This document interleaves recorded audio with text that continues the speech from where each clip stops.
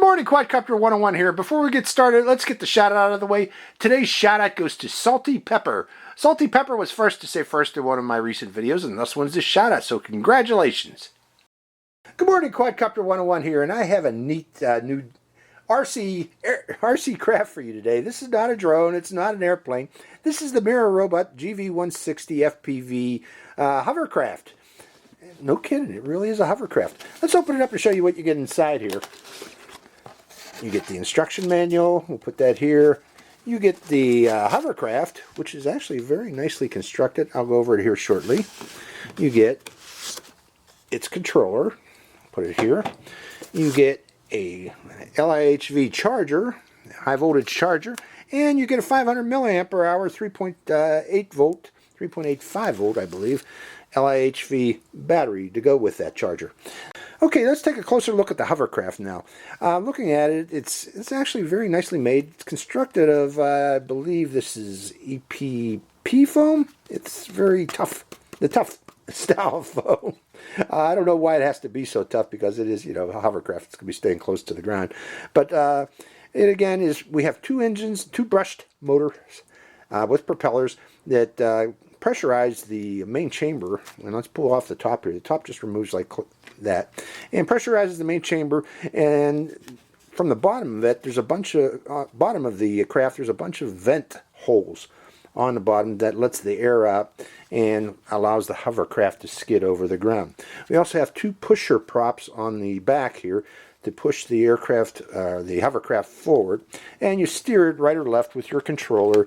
And what that does is gives differential thrust on these two motors to steer it right or left. Inside you also have the flight control board for this. I don't think this is a quadcopter flight control board, but I can be wrong. It sure looks like one. Let's bring it up a little closer to the camera so you can see that flight control board.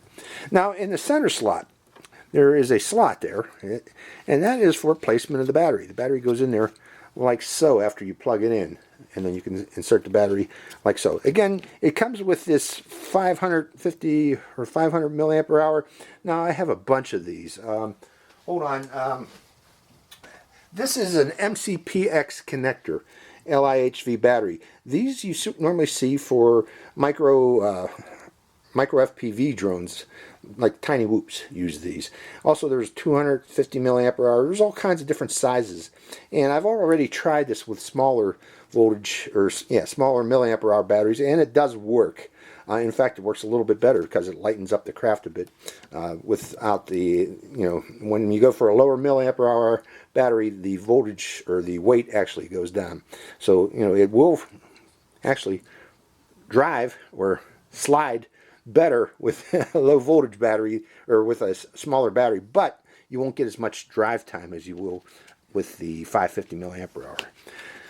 Additionally, what this has, and this is what's cool about it, really cool about it, it has this FPV 5.8 gigahertz analog FPV camera, just like you see on FPV racers, folks. So you can actually fly this with goggles. You'd have to provide your own racing goggles to use this, but it's apparently 48 channels FPV camera, that 25 milliwatt FPV camera that should work very well, especially at the distances you're going to be driving this. You're not going to be driving this very far. Let's go over the controller. This is the controller, and it is very basic, the controls. This is your rates button for beginner and expert. To change how fast the drone or the hovercraft will operate. 2 beeps is beginner mode, 1 beep is expert mode. And this button here is if you crash into a wall and you want to back up, you press this button here and you can do backup. But it's not very drivable, not very maneuverable in backup mode. So, you know, you just want to use it enough to get out of the corner that you're stuck in and then go back to forward mode by pressing that. These buttons here are for calibrating the controller. The controller should be calibrated out of the box, but if you're having problems, I'm not going to go over the calibration method for this, but go into your instruction manual, and it's in there how to calibrate the controllers if it's not operating as per planned. And these buttons here are inoperative, and that's about it, folks. Oh, this button here is bind button. If you do lose bind with the controller, you hold this button down while turning on the controller and then plug in the battery of the Hovercraft, and it should automatically rebind. You only need to do that once, folks. It should automatically rebind once it is bound to the controller. Now, limitations of this thing. You know, they say that this will go over water, this will go over land. Be very careful in water. You don't want to get water in there, especially in your electronics, which could gum it up. If you're going to go over water, you want to be on a perfectly flat pond with no ripples, no waves on that water to avoid getting excessive water inside of this craft. And as far as going over land, you are going to need very flat surface, smooth surface. Okay, I've tried this on carpet, I've tried this on grass, I've tried this on dirt. It doesn't work, folks.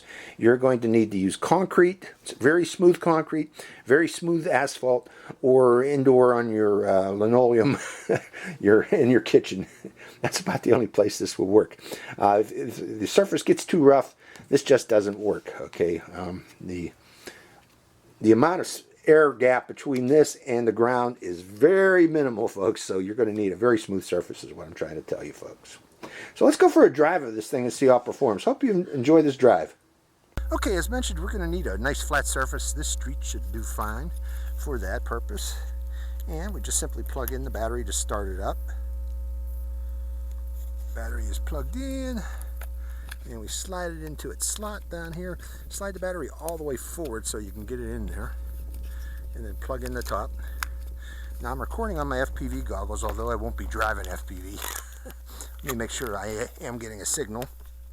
And we are. Okay. And starting the motors, or starting the controller. And let's try it out.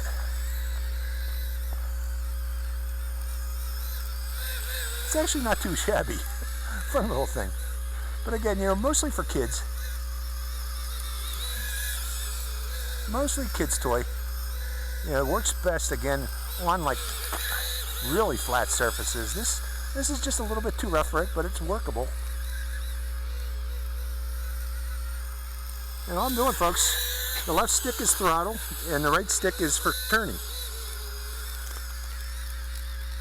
So I was bringing it around, coming around.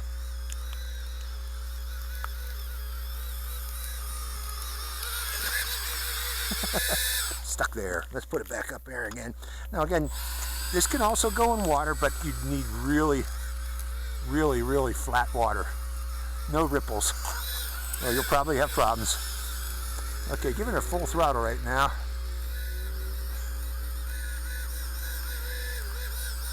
So again, a kid's toy with FPV. And I am recording the FPV from this. Let's sit down here. Hi there.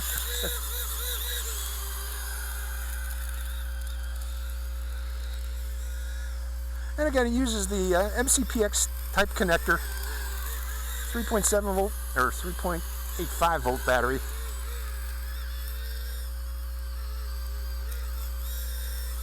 Hello again.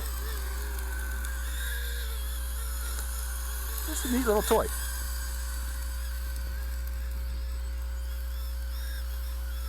Now, if you go in dirt, this really kicks up dust, and you'll get dirt all over it, and dirt on the lens, if it actually operates on the dirt.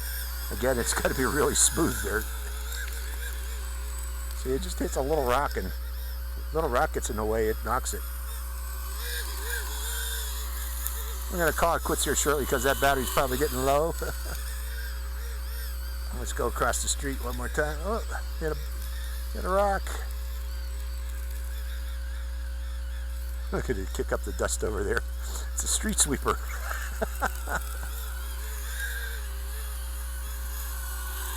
So a little Mirarobot Hovercraft, it's an interesting toy.